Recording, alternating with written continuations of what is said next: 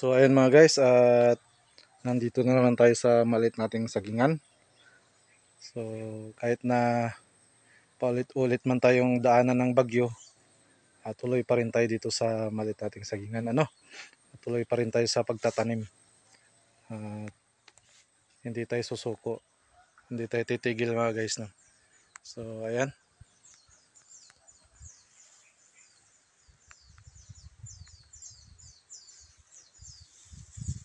Ayan mga guys, at gumanda-ganda na rin yung sagingan natin kahit na kakatapos lang tamaan ng bagyo. Ayan. So ngayon nag-aabono tayo dito sa ating tanim na avocado. So ayan.